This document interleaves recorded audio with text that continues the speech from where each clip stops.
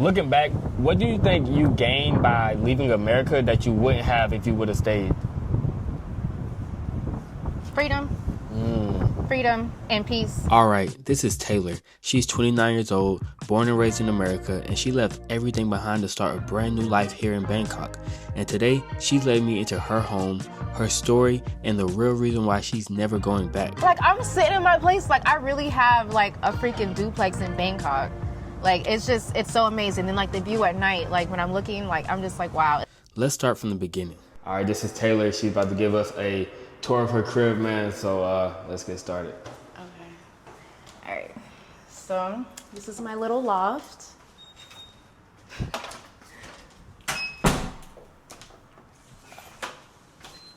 So yeah, it's 1 bedroom, 1 bath.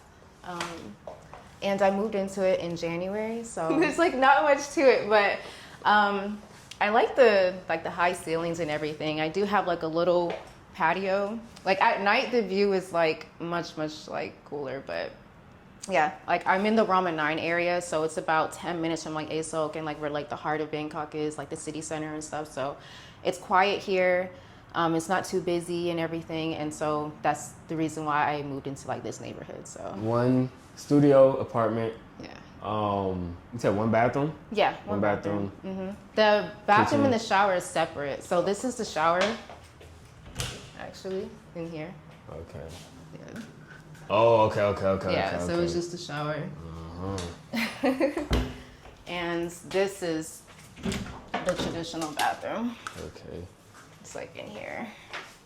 It's a little... That's pretty convenient, though. I'm not gonna lie. Like Yeah. Being in 2 different areas. I think sometimes the shower is like not even. Sometimes like the floor get wet. It'll be like in the same, like too close together. Yeah. So the fact that it's separate is pretty cool. Yeah. Okay. Do you cook at all or not much? Not much.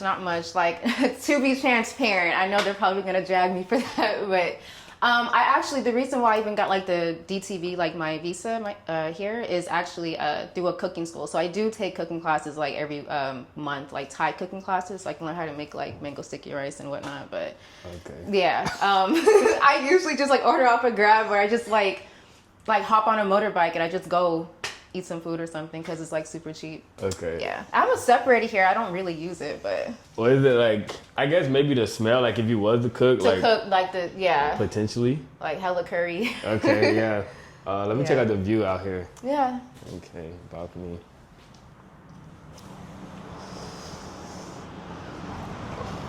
Okay.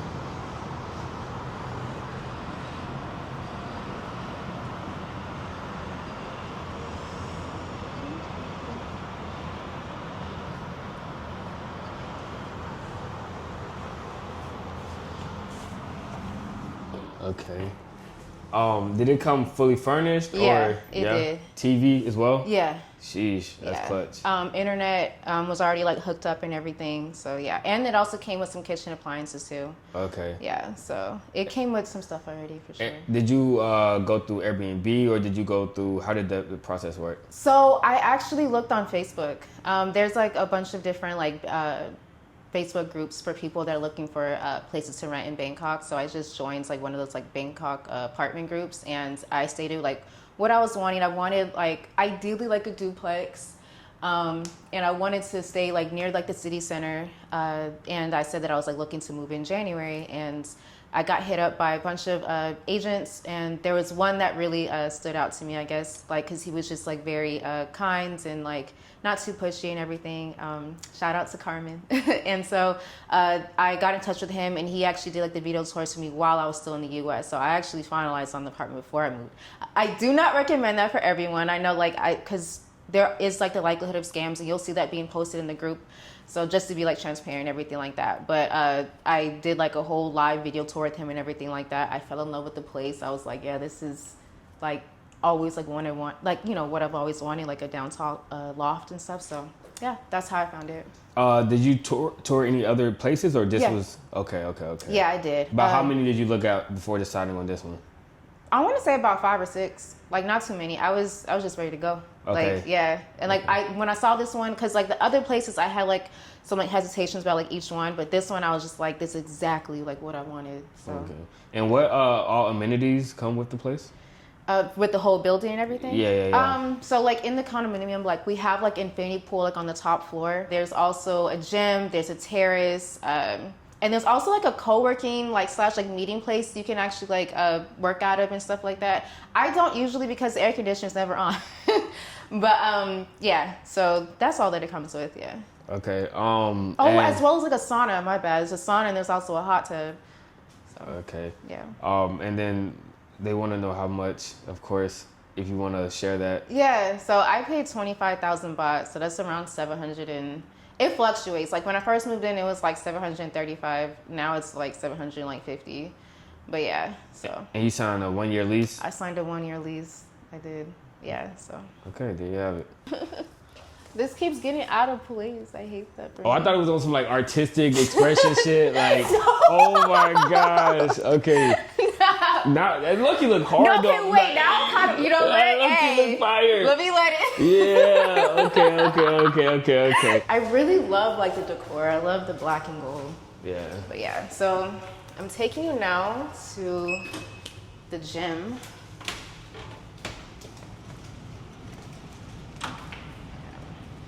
Nice. So yeah, it's not like whole state of the art. There isn't like all the equipment, but at least you have like the Smith machine and stuff like that. This is like where I go like work out and stuff. So I try a few times a week. That's just cool. Yeah. I like how they have like just like furniture everywhere. Like they got mad furniture. Yeah. And this is where I do like Pilates like up there. Okay. Yeah.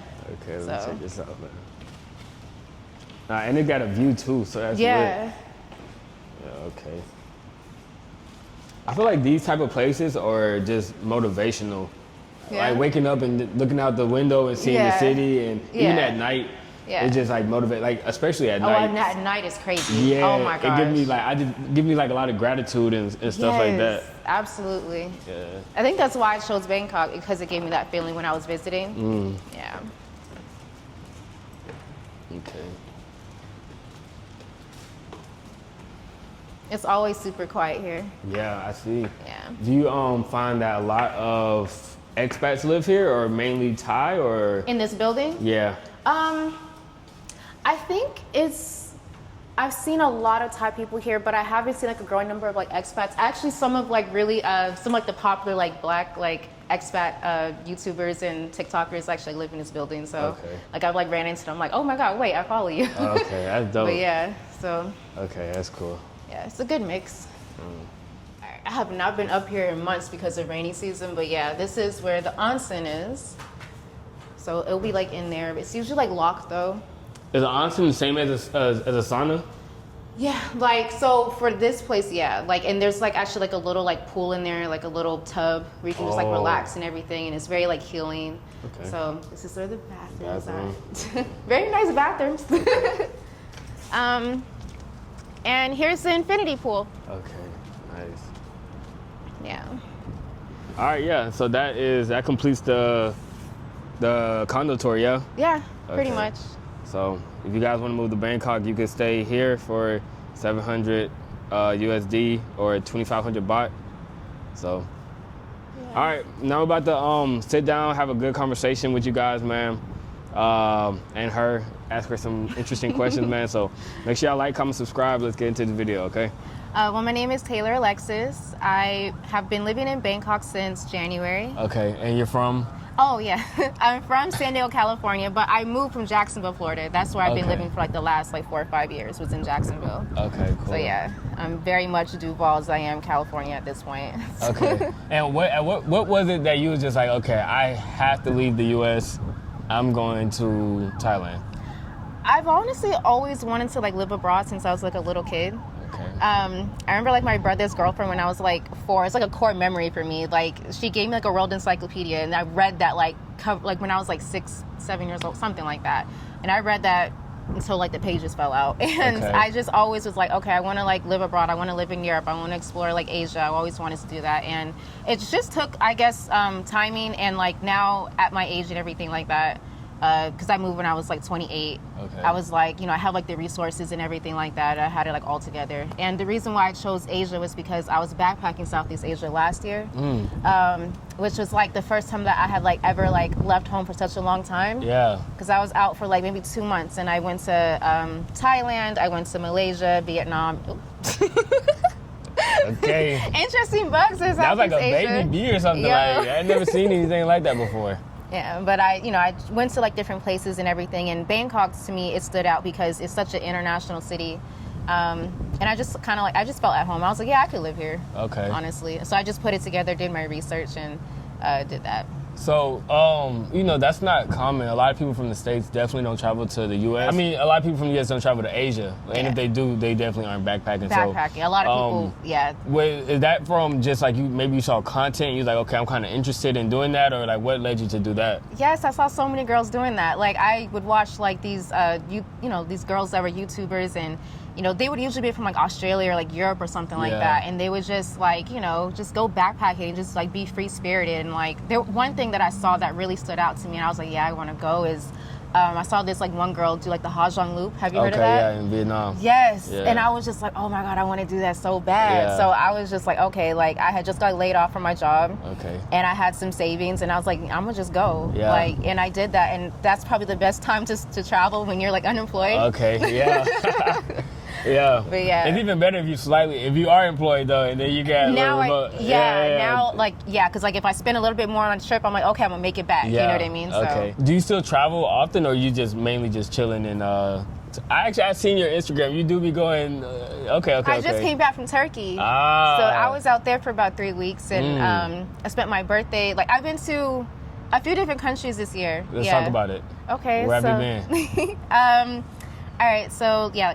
I moved in January to Bangkok, and I got to, I explored like Chiang Mai and like Phi Phi Islands and like, Koh Samui and stuff like that. But then outside the country, I went to, I believe, Japan. Or no, I went to Vietnam and Cambodia actually, because that's where I applied to get my DTV visa. Okay. And so I spent some time like in Vietnam, about 2 weeks in Vietnam, about a week in Cambodia, and then in June I spent about 2 weeks traveling Japan for my birthday. Okay. So I hit Tokyo, Osaka, and Kyoto. Okay. So that was really cool. And then I went to Bali again. Okay. Yeah, I went to Bali, Indonesia. Bali is dope. You like Bali? I love Bali. Yeah, people they have mixed feelings about it. Yeah. But I feel like how some people will be like, oh, like, do you prefer like Bali? I get this question a lot. They're like, do you prefer Bali or Thailand more? I'm like, you can't compare one place in Indonesia to like all of Thailand. It's not fair to Bali or to Indonesia. So. Yeah. I feel like the fact that people even like try to compare it just shows that Bali is a cool spot. It's cool. You know what I mean? Yes. And so what was I gonna say? The DTV visa. Yes. Why did you do it you said you was in Vietnam. Cambodia? Why was that? Because the processing time was quicker than other places. So like I was in there's a DTV Facebook group, and that's where I got like a lot of information from people just kind of freely shared like their experiences getting the DTV, because it's a very new visa compared to the other Explain what ones. it is to the people that might not know. All right, so including myself, I'm people. Oh, you're people. I'm people. Okay. So DTV, that stands for Destination Thailand Visa. It's a 5-year visa that allows you to work remotely in Thailand. Okay. So it's catered to people who, like ourselves, that are digital nomads and everything, as long as you're not working for a Thai employer. Okay. So for me, I have a US-based employer. I work for a tech company back in the States. So, but there's other ways you can get the DTV. So like even if you are not a digital nomad, you can get it through joining like a Muay Thai gym or cooking school, surgery, stuff like that. Okay. So. That's interesting. Yeah. So also I'm curious about this, right? So when you were backpacking, like what month was that? It was actually August and September. September. Yeah, it would definitely rain. Like I got, definitely got a taste of like the rain and everything like that. But there was glimpses of sunshine here and there. Like when I was in Bali, like I was still able to like explore like some of the beaches and stuff. So yeah. What was your life like before making this move, like maybe after you got back, like November, December-ish, or even before you took the trip? Like what was your life like before you came out here to Bangkok? I had actually just got a job. So towards the end of my backpacking trip back in like late September, I was in Vietnam. I was in Da Nang. Yeah. And have you been? Yeah, I had a layover for a day. You gotta go back. Yeah, I want to. It's like an empty Miami. That's what I call it. Okay. Yeah. Like it has like everything, just like not all the people, and I'm just like so happy. It's very, very peaceful. Okay. And it's very cheap actually. Yeah. So I knew that I wanted to like move to Bangkok. I just needed to like put everything into like position. I was like living with my family at the time, and I was just so ready because I was in the South. I was like, I'm so ready to get out of the South. And so I binge watched like a lot of like YouTubers like Isaiah Ashley and, you know, just like everyone, and just like, you know, how the cost of living is. And I was like, okay, let me create a plan. Like I just got this job that I interviewed for when I was still in Vietnam. I got the offer. When I came back to the States, I was like, okay, I have the job now. Like I figured out how much I would get paid, like how much my checks would be.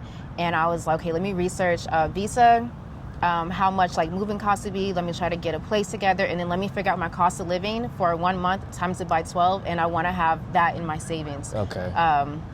Within the first 3 months of me being out in Thailand. So like I tried to plan that out, because I think that's something that isn't often talked about, is like, you know, coming with like a plan and a savings and everything like that. We're going to talk about it for y'all. Don't worry. Don't worry. We're going to get into it. Especially for someone like me, like working in tech, like there's a lot of like layoffs and everything that happens. Like, I mean, and thank God I'm still at this employer, you know, 1 year in. It's actually my favorite job. But, you know, I just wanted to like make sure that like I had that stability and everything like that, especially with such a big move from the States. Okay. And yeah, so being that it was such a big move, what did your friends and family think about this move? My mom definitely planned my funeral. Okay. She was not happy about it. She wasn't mad, but she was just like really like, worried and sad, you know? Yeah. My sisters, like, they were in full support. My friends were in full support. They were like, yeah, we knew you were going to do that, you know? But, like, my mom, it definitely took her a lot of time. And now she watches my YouTube videos and stuff like that. Now she's, like, telling the church about, like, oh, my daughter was just in Bali. Like, you know, it took her time. But, yeah. What about you, though? I think, like, similar, but, like, how you said your friends and stuff was, like, I think I was already traveling a lot. Yeah. And so people was, like, it was honestly wondering where was I going to go next. Yeah. It was kind of like that type of vibes. They didn't think I was going to move. Yeah. But they definitely knew I was going somewhere. International man of mystery. Yeah, you know, like, that's kind of what it was, like, what it was. That's the vibes. And so, family. And then also, I kind of didn't tell anybody to the last minute. Like, I told my friends, like, the day before. Like, I'm hanging out with my friends. Like, we chilling, smoking and shit. And I'm like, yo, by the way, I'm moving to Malaysia tomorrow, bro. Like. You must be a cool friend, man. Yeah, like, yo. And then also, it's just, like, I didn't want anybody to interrupt my plans. Yes. And speak any, like, not even, like, intentionally, but, like, somebody might say something to make me think negative or anything. Yeah. So I just wanted to keep everything under wraps. Same. And then I moved. So, like, it was very little opinions. I'm like, I'm leaving. And then it's like, everybody just shocked or something like that. Yeah. What fears did you carry when you first arrived? That I wasn't gonna be able to adjust. That I was gonna be too culture shocked to like stick it through and everything, and that I wasn't gonna enjoy it. Yeah. But honestly, like the kind of traveler I am, I don't really travel like a true tourist. Like I don't do all the touristy stuff. I really just get there and I'm just like. I just kind of like integrate myself in, you know, and I just live like a local and everything like that. So like having like that kind of mindset kind of helps me like wherever I go. That's my favorite way to travel too. Yeah. I rarely do anything like touristy. I'm like, I just want to be like my thing is I live my same life in just other different places. So I go to the gym, wherever the local gym is, whatever the local food is. I just do all the local stuff. Like, yeah. How has your mental health changed? Being like living in the States versus living here? Oh my gosh, it's so much better. I think the people here are super nice. Like I always say, like you can tell that Buddhism is like very much like a core tenet of like this country because of how it permeates through the culture. You can tell by how nice the people are. Okay. And it like that in itself like also helps me as well.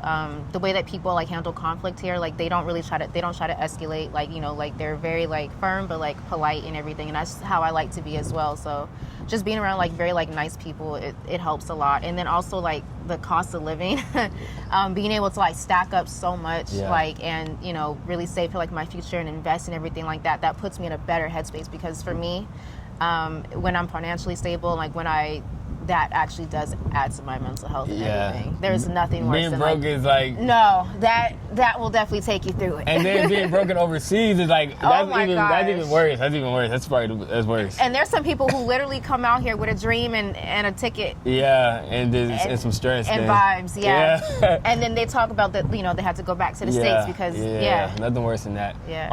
And so how often do you get those moments? Because I get these moments sometimes where I'm just like, I might just be chilling going to get a mango sticky rice, for example, and I'm like, damn, I'm really in Thailand right now. Like, this is crazy. I can't even believe this. Like, how often do you feel like that? Every day. Every day? Like, I'm sitting in my place. Like, I really have, like, a freaking duplex in Bangkok. Like, it's so amazing. And, like, the view at night, like, when I'm looking, like, I'm just like, wow. It gives me, like, I don't know if you've ever heard of, like, Sex and the City. I've seen, like, the show? Yeah, I've seen the show. Yeah, like, it's just, like, I think about that because I think about, like, Carrie Bradshaw and just, like, looking outside of, like, just, like, looking outside, like, your place and everything like that and just seeing, like, that beautiful view of the city. It's like, wow, like, I worked hard for this. It's, like, what I've always wanted, and here it is. Like, I'm feeling that. Yeah, I think it gets you, because you're, like, you become proud of yourself. You're like, damn, I'm really doing this. Yeah. And yeah, it's just, like... immense gratitude. Yeah, immense. Like I was just saying earlier, I like being in these type of areas because it just creates a level of gratitude. I like that you said that because I think about that word so much. Yeah. That's what I could think about. Like, of 2025 is gratitude. Yeah, it's definitely important. And then you said something else that I wanted to touch on about saving. It's so interesting how you can live a way better life. You could travel and you could still save so much more money than you would in the States, and you do way more. It's crazy. But it also depends on mindset, because some people, like, when they do come to Bangkok, they do get lost in the fun stuff because there's so much fun stuff to do out here.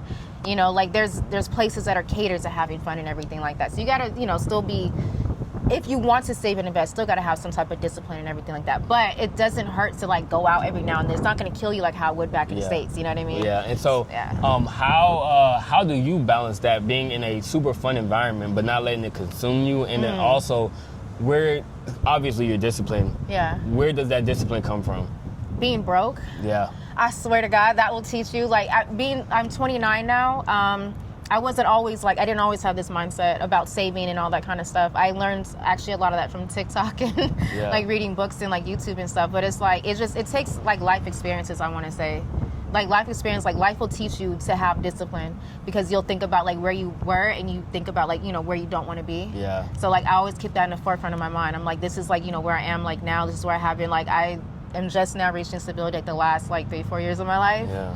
So it's just like, and especially like now I'm like out here, I'm like, like I don't want to mess that up. Yeah. So. No, I feel that. And I think that's fairly normal though also. I think in the US, they try to like push this agenda that you have to have everything figured out at a very young age, which is, I think, is unrealistic. I think in the beginning of your early 20s, that's the time to make your mistakes and like learn your lessons.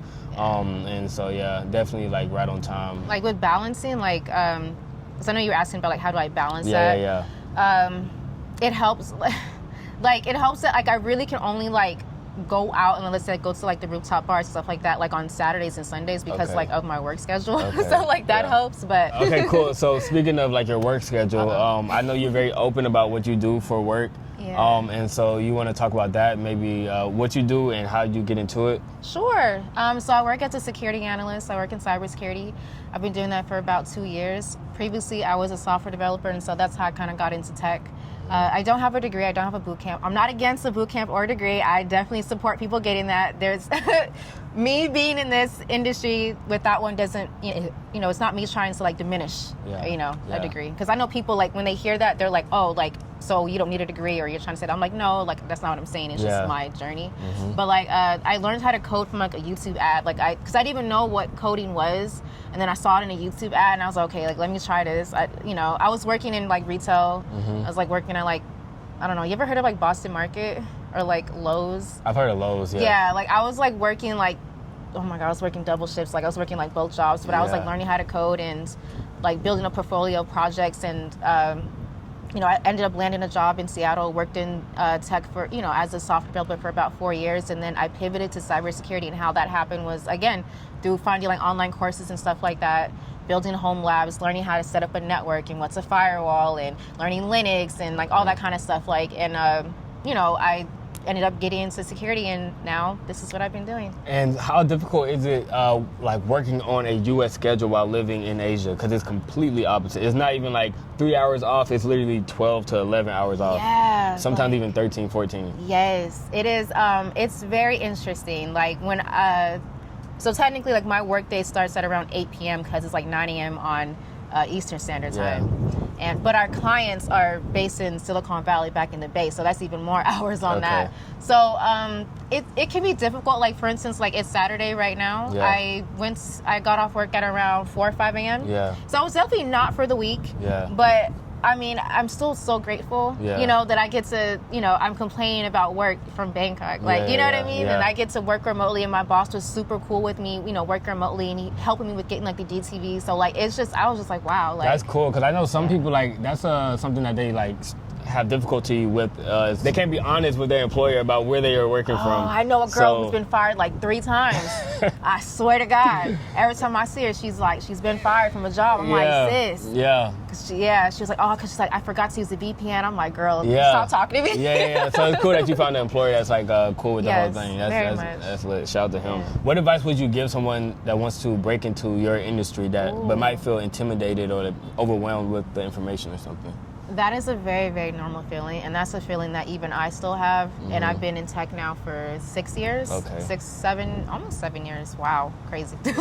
Time flies, man. But just don't get overwhelmed, and don't expect people to like hold your hand. There's a lot of like resources that are available. There's a lot of like roadmaps and everything. But one thing about roadmaps that you'll find, like, you know, people will say, oh, like learn this and then learn that and learn this, is that roadmaps and applying that in real life, it doesn't always work out that way. Like, you know, who knows like how like your life will go and everything like that, or what will you be like, you know, required to like learn and stuff like that. So I would say for people that are trying to like break into it and they find it like overwhelming, like accept that overwhelming feeling.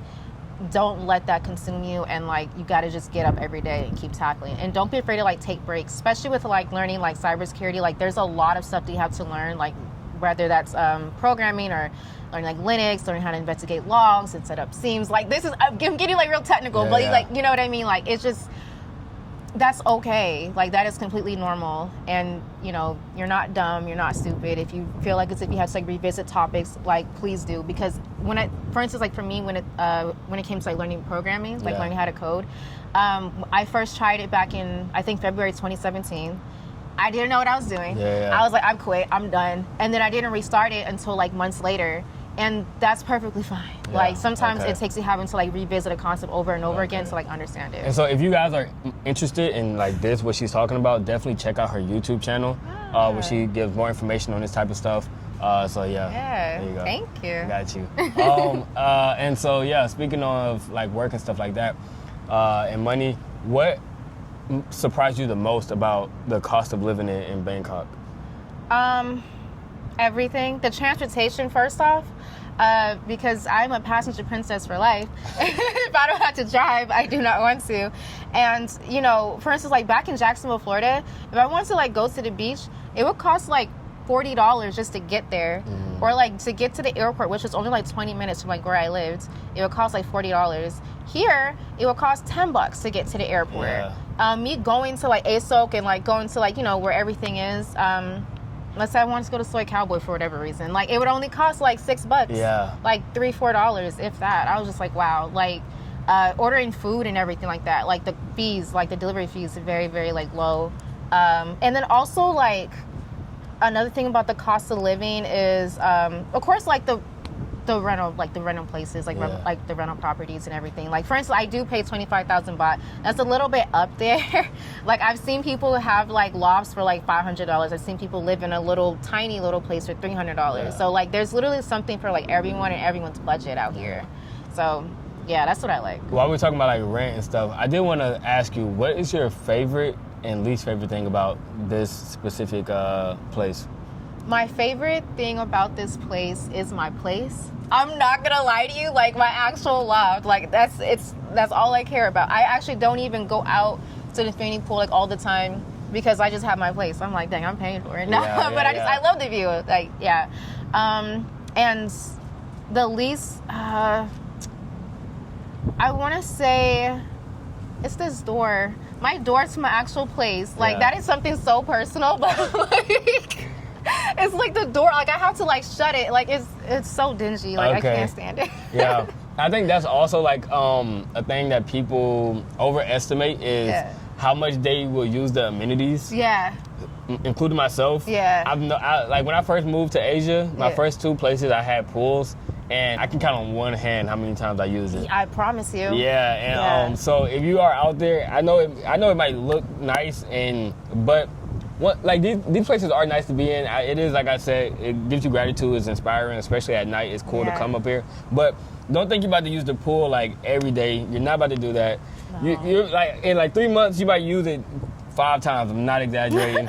And so don't feel like you need to get something with a pool unless you just like love swimming like that. But like if you're an average, normal person, you're not going to use the pool like that. You know what? I like that. Let me build off that. If you are okay with not having like the latest amenities and not having like the infinity pools and whatnot, you could actually get like a much bigger place for a cheaper price if you get like an older condo. I've seen that. Yeah, like so like they may have like less amenities, but like you can get like a lot more space that you may be more used to, especially if you're coming from like the States or like Europe, where like the places are usually like bigger. Like when I was in Turkey, I was like, the hotel rooms, the Airbnbs were like so much bigger than like my actual place. I was like, wait, I forgot. I forgot what this feels like. But like you could actually save on that. I wanted like the modern kind of like feel of it. And so like honestly, all like the new buildings out here, they'll have the infinity pools, they'll all have like the gyms and everything like that. So I think it's definitely like even if maybe you don't know if you want it long term, I think a month and something like this, nothing wrong with that. You know what I'm saying? Just if you're gonna come out here for the first time, it definitely is. It's what is it called? A rite of passage or something like that. Yeah. Like, you gotta do it first, and then you get experiment something else. Exactly. Because now, like, I'm thinking about where I want to pivot to next. Because like my lease ends in January, right? So, I'm actually thinking about like maybe exploring the islands like Koh Samui or something like that. Because I found an even like better deal and everything. Like you never know. Yeah, you never know. Yeah. Okay. So what would you say is a common budgeting mistake that most expats make? I think not accounting for like maybe day trips and like little like vacations that you want to take, because that can also like eat into like your monthly budget. Even for me, like I'm still like struggling with like actually creating like an actual like trip budget, because it depends. Like do I want to like just go to like Chiang Mai for a weekend, or do I want to go to Turkey for like a freaking month? Yeah. So like definitely, especially if you are coming out here with like without a job. And like without like an income stream and everything like that, you're coming out here with just savings, definitely be mindful of that. Like so you don't have to like prepare for having to spend more, like having to like dig into like other parts of your budget and stuff like that. And then also accounting for like emergencies, in case like let's say they have like a health concern or something like that or whatever. So how realistic? I see this like approach on TikTok. People want to move to.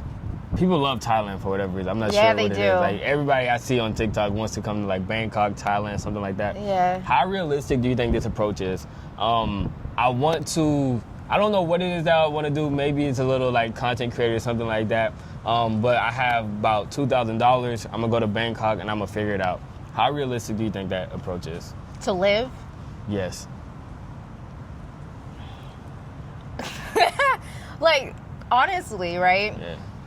The Thailand YouTube scene, which includes, people like us, the digital nomads and everything who are making content, it's so oversaturated. The likelihood of like your YouTube popping off or your TikTok popping off is like, it's very, very slim. But I'm not trying to kill dreams, but I'm just trying to give like a dose of reality, you know what I mean? And also it's just, you gotta, I mean, I guess if you have something to fall back on, like if you have a family to support you back home in case like, things don't like work out, okay, cool. But like, for a lot of people, like, if it's just like you, like all you have is yourself and everything like that, you gotta think a little bit smarter. Okay. Like 2,000, okay. You know what I would maybe try to learn day trading or something like that, try to flip. Yeah. Okay, I just see that on TikTok a lot. It's like I see a lot of people just coming out to specifically Thailand for whatever reason, with like just like hopes and dreams, and not like a realistic like approach to it, I think. And I think a lot of times people see the prices and stuff like that, and they think they can figure it out. I think another thing that's not talked about enough is, in the States, you could just go and sell some shoes or something and get like your hands. It's like pretty much nothing you could do out here. In terms of like getting like some quick cash, or it's like and they're kind of against you, like, selling your own services like out here and everything like that, like because they usually restrict jobs to like Thai people and everything. So that's not the best idea, guys. I think the best approach is coming with a plan and a little bit more savings, but also savings will only get you so far. You need income, you need income, you need income, you need income, 100%. Yes. Like what you do, like, and everything like that. So like how like your plan is and everything, like I really like that. So. Need some income, man. And if y'all want to know about my income streams, man, I got a video. I'll put it right here. Y'all go check that out too, man. You feel me? So another thing I wanted to ask you, I know you didn't make the appointment, but you had a dentist appointment today. What is the healthcare system like here? How much experience do you have with it? And what's up with that? Okay. So like I have a dermatologist out here, and then I also have I have a dentist and everything. And so like the healthcare costs are like significantly like cheaper like out here. Okay. For instance, like what is it? Like I've had extractions and I've had like deep cleanings and stuff like that. I think like my deep cleaning costs like in Vietnam it costs like $30. Okay, I've heard. I was like, yo. Here in Thailand, it's a little bit more. It's like maybe like $50, $60, but that also includes like X-rays and everything like that. And so like it's definitely cheap. Like dermatology, for instance, like I'm a skincare nerd, so like I use this thing called tretinoin. Okay. And it helps with like anti-aging and everything like that, and just like it's really, really good. Okay. And with like acne and everything. And back in the States, like it's usually prescription based. You have to get a prescription from a doctor, and it can cost over $100. Literally, in Thailand, you can just get it at like any pharmacy for like $4 or $5. Turkey, also the same thing. So like that's something also to like keep in mind. Like a lot of the stuff that are prescription only, like back in the States, you can get it over the counter like at any store. What would you say about the quality of the service? Compared to the States? Definitely comparable. I would definitely say so. And they often have like English speakers and everything like that to like help you. There'll be like a translator. Like, so even if you do have like a doctor that may not speak much English, there will be like a translator there to like assist you and everything like that. They're very prompt, very communicative. They definitely called me twice today because I overslept. Yeah, like, where you at, man? Yeah. But so I would say it's very comparable, very much, yeah. Okay, cool. Now I want to talk to you more about your experience in Bangkok. Okay. What is your experience being here as a black woman versus in the States? That's a really good question. I don't even think about it like that. You know what I mean? But I would say like I don't deal with any like discrimination or anything like that. And people here like they just see you as like a person, which is, I think that's like what we all want, just like navigate the world, just be seen as people, and not have like preconceived notions placed upon us or whatever, or stereotypes and everything like that. Like people, like I would say it's been really good. And what about like being a woman in general? Do you feel like more safe here, or is it about the same, or anything like that? Yeah, like I would say like it's pretty safe. Like I could walk like the streets alone at night and I would be, perfectly fine. The locals are very fine. I think maybe some foreigners can be like a little bit like rowdy, but like they're tourists and everything like that. But I've never had like a truly bad experience or whatever. Have you heard like opposite from other black women? No, honestly I haven't. Yeah? I've heard like nothing but good things. Yeah. What about you? My experience has been like great. Yeah, also, you be living your life. Yeah, I be chilling. Like I got no complaints. Like I just be chilling, having a good time out here. I know you say you're an introvert. Do you tend to stay to yourself, or do you have friends out here, or how does that work? Yeah, I have friends. Actually, I've made so many friends out here, way more than the States. I've made friends with a lot of other girls and everything that have also, just made that move. From like maybe like other places, not just America, but from like I have friends from Denmark and Germany and everything like that. Singapore and stuff, and so they've just been like super like friendly and super cool, like, but right now to be honest with you, I'm in like pure like monk mode. Like I am studying and like I'm working, I'm trying to like there's like these things I want to get done by the end of the year, so like I'm not going out for real, but there's a lot of people here are like super friendly, and that's how do you go about meeting people? I I've met, it's different ways, honestly. So obviously, like, there's like the communities like Black in Thailand groups and everything, which I'm not super engaged in anymore, just because like I'm an introvert. Yeah. But like at first, like, you know, when I first got here, I did go to like some of the events and everything like that. So like I made friends from there that I'm still cool with. A lot of people I've met like online from YouTube or like Instagram or Facebook, whatever, that like just naturally just see like my content and like they reach out and I'm like, okay, cool, let's hang out. You know what I mean? Like I'm open.